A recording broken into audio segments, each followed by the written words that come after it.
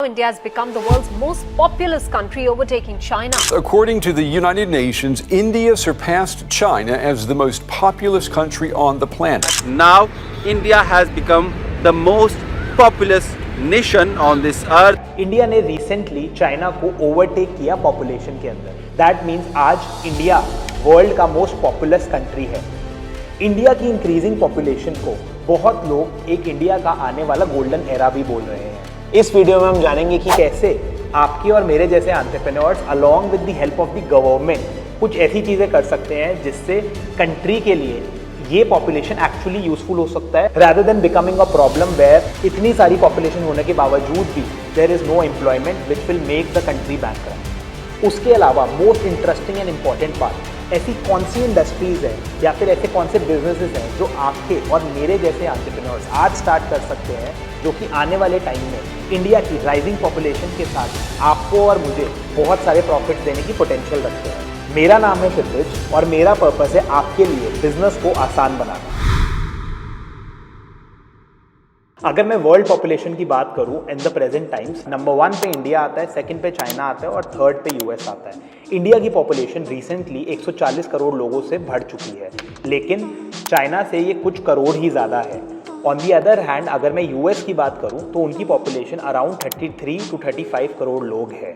लेकिन अगर मुझे किसी कंट्री का रियल पोटेंशियल जानना है तो more than number of people, हमें ये जानना ज़रूरी है कि number of working age population कितनी है उस कंट्री की. वर्किंग पॉपुलेशन उस पॉपुलेशन को बोलते हैं जो लोग 15 से 65 ईयर्स की एज तक लाए करते हैं.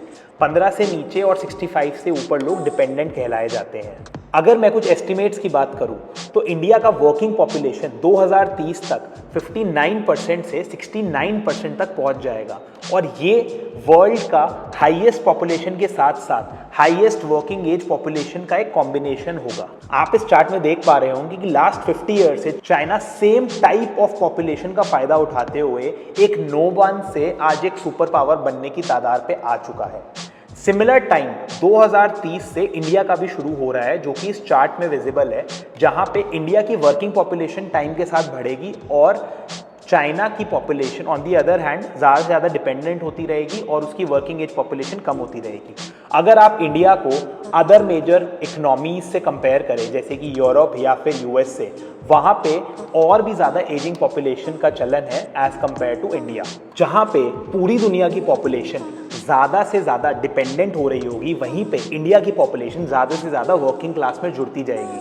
सो we will always have a lot of supply of labour. अगर मैं कुछ एस्टिमेट्स की बात करूं तो इंडिया वर्ल्ड का लार्जेस्ट वर्कफोर्स प्रोवाइडर बनेगा और वर्ल्ड वाइड वर्किंग पॉपुलेशन में 24.3% का कंट्रीब्यूशन करेगा. यानी कि पूरे वर्ल्ड के जितने भी वर्कर्स होंगे उसमें से 24.3% वर्कर्स इंडिया से होंगे. अभी तक हमने इंडिया की राइजिंग पॉपुलेशन के बारे में बहुत सारे बेनिफिट्स डिस्कस कर लिए, लेकिन अब टाइम है प्रैग्मेटिक होने का और इंडिया की बढ़ती पॉपुलेशन के चैलेंजेस के बारे में बात करने का. Availability of working population with zero employment can lead to a lot of civil unrest as well as poverty in the country.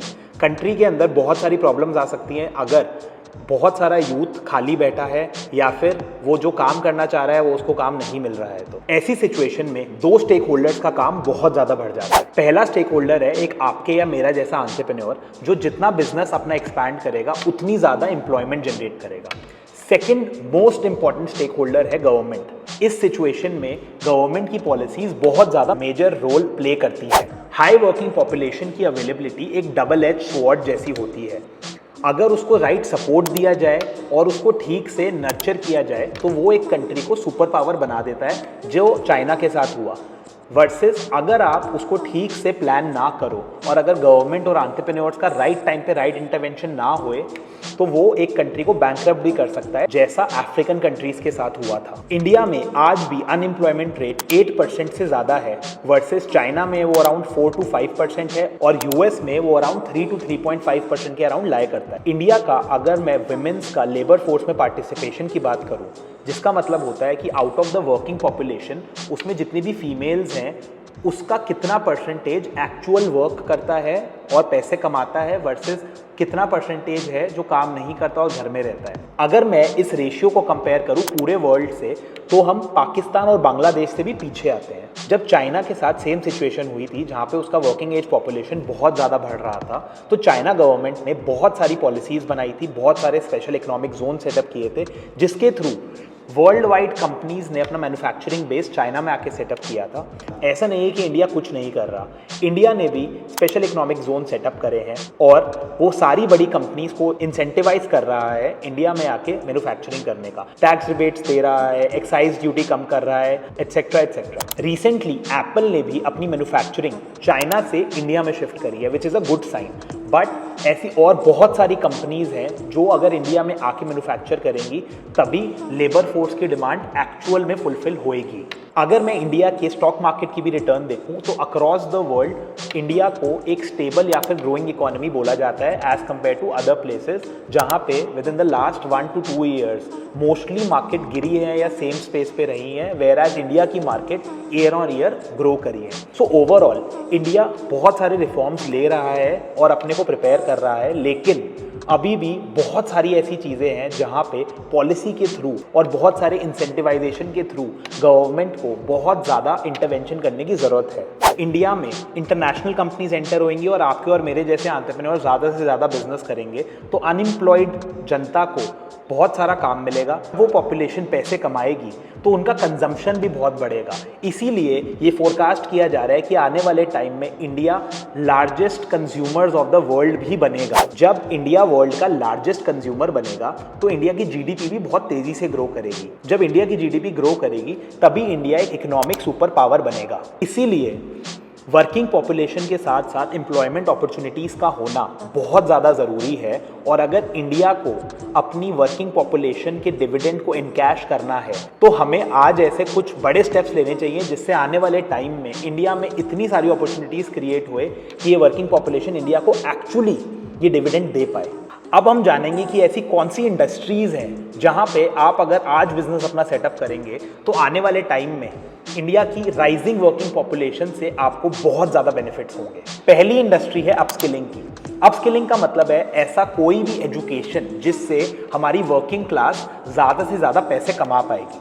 आप इमेजिन करिए जब इतनी सारी वर्किंग पॉपुलेशन को काम मिलेगा तो उसके पास एक राइट स्किल भी तो होनी चाहिए उस काम को पूरा करने के लिए, चाहे वो मैन्युफैक्चरिंग के अंदर स्किल हो, चाहे वो सर्विसेज इंडस्ट्री में स्किल हो, चाहे वो टेक्नोलॉजी के अंदर स्किल हो। हमेशा मल्टीपल इंडस्ट्रीज के मल्टीपल टाइप ऑफ वर्क में स्किल का एक गैप रहेगा, जिसको पूरा करने के लिए अगर आज आप एक एजुकेशन कंपनी खोलते हैं जो कि स्पेसिफिकली उन चीज़ों पे ध्यान दे रहा है जिसके थ्रू आने वाले टाइम की सर्विसेज या फिर मैन्युफैक्चरिंग या फिर टेक्नोलॉजी अगर एनेबल हो सकती है तो डेफिनेटली वहाँ पे एक बहुत बड़ा स्कोप है। जैसे जैसे लोग ज़्यादा पैसे कमाएंगे उतना ही वो एस्पिरेशनल भी बनेंगे। जितना वो एस्पिरेशनल बनेंगे उतनी ही क्रेडिट की डिमांड बढ़ेगी। क्रेडिट का मतलब है कि एक बंदा किसी बैंक या फाइनेंशियल इंस्टीट्यूशन से जाके एक लोन लेता है और अपनी एस्पिरेशनल नीड्स को पूरी करता है। इसीलिए इस इंडस्ट्री के अंदर भी बहुत स्कोप है आगे ग्रो होने का। जैसे जैसे पॉपुलेशन बढ़ेगी वैसे ही लोगों की बेसिक कंजम्पशन नीड्स बढ़ेगी। आपको ऐसा क्यों लगता है कि रिलायंस रिटेल में बहुत ज़्यादा डीप जा रहा है? रिलायंस ने रिसेंटली जियो मार्ट का नेटवर्क एक्सपैंड किया है। रिलायंस ने बहुत सारी ओल्ड एफएमसीजी ब्रांड्स को भी एक्वायर किया है। ऐसा रिलायंस इसीलिए कर रहा है क्योंकि उसको फ्यूचर की कंजम्पशन के बारे में अच्छा आइडिया है और उसको पता है कि ये इंडस्ट्री फ्यूचर में बहुत ज़्यादा बड़ी होने वाली है। इसीलिए एफएमसीजी से लेके क्लोथिंग तक, क्लोथिंग से लेके इलेक्ट्रॉनिक्स तक हर कंजम्पटिव चीज़ की डिमांड मल्टीफोल्ड बढ़ने वाली है in both online and offline channel. जैसे पॉपुलेशन बढ़ेगी तो दो चीज़ों की फंडामेंटल डिमांड बहुत बढ़ेगी। पहला, लोगों को रहने के लिए जगह चाहिए होगी, तो हाउसिंग की रिक्वायरमेंट अक्रॉस मिडिल क्लास बहुत ज़्यादा बढ़ेगी क्योंकि प्राइमरीली जब लोग कमाने लगेंगे तो वो लोअर मिडिल क्लास से अपर मिडिल क्लास या फिर मिडिल क्लास पे शिफ्ट होना स्टार्ट हो जाएंगे। नॉट ओनली दिस, जैसे जैसे लोगों की पॉपुलेशन बढ़ेगी और लोग ज़्यादा कमाने लगेंगे तो लोगों की एस्पिरेशंस भी बढ़ेंगी।